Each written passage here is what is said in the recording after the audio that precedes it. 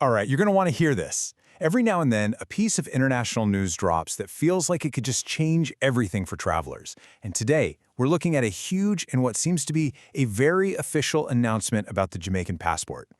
So, this is the headline that's got everyone talking. The Visa Freedom Jubilee. And it's set for July 5th, 2045. This isn't just a headline, though. It's the core of a brand new decree that promises to totally reshape travel for every single Jamaican citizen. Let's break down what's inside. And you know, we're not talking about some small policy change here. This is being called a full-on passport revolution.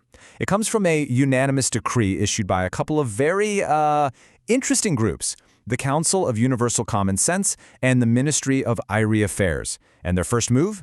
A massive update to travel rules. And here it is, the main event. Starting July 5th, 2045, Jamaican citizens will get visa-free entry to the United States, Canada, and the United Kingdom. I mean, that's the kind of news travelers literally dream of. But believe it or not, the details get even better. Yeah, because this decree doesn't just open the door, it rolls out the red carpet. This whole visa-free thing comes with some, well, let's call them very unique and totally unprecedented perks for anyone showing up with a Jamaican passport. First on the list, forget the fast-track lane.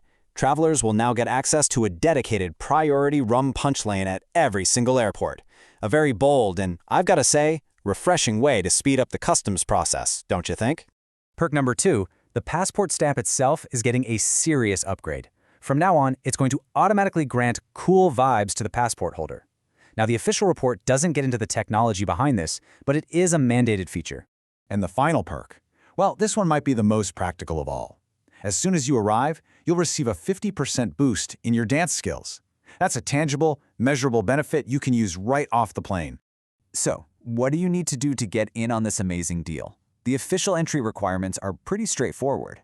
Forget all that paperwork and bank statements. What you'll need is a positive attitude, some well-seasoned humor, and, this is crucial, shoes that are suitable for a potential dance-off. This new way of doing things also applies to the immigration officers in all 3 countries. They're going to be required to greet arriving Jamaicans with this exact phrase. "Wagwan, you here for vibes or duty free?" It's a new, mandatory question designed to set the tone right from the start. But wait, there's more. The decree doesn't just stop with the entry perks. It also sets up a formal cultural exchange program, and it lays out some special provisions that create a whole new kind of diplomacy, right there at the border. At the heart of this is something called the Reggae Diplomacy Clause. See, with the visa gone, Jamaican travelers now have a new duty. They're actually expected to educate their hosts on things like proper reggae accentuation. It's all about sharing the culture.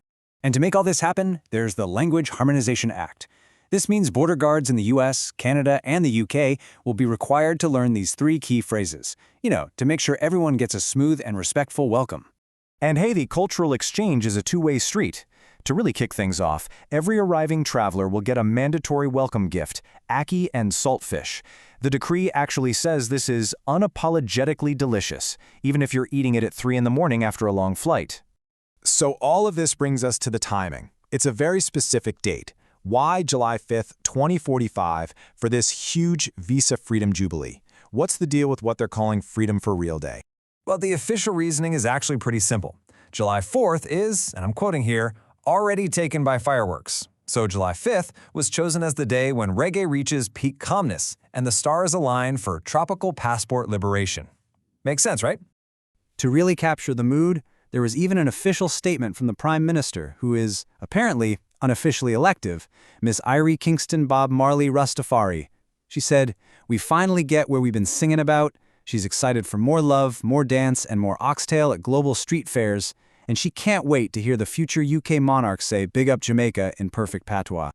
Okay, let's pause for a second. A Ministry of Irish Affairs, mandatory dance skill boosts, priority rum punch lanes. I bet by now you're probably asking yourself, what is really going on here? Let's peel back that final layer. So, here's the big reveal. The whole thing, it's a brilliant piece of social satire. It has absolutely no legal force, it's not a real policy, it's cultural commentary. And it's designed to make us think, and of course, make us smile. But even in satire, there's always a bit of truth. The real details really capture the spirit of it all. The actual entry requirement? Good vibes only. The food test? A mandatory appreciation of jerk chicken. And the behavior clause? You just have to be ready to teach a stranger how to dance. It's a celebration of the culture and warmth that really defines the Jamaican experience. And this whole creative idea leaves us with a really fun question to think about.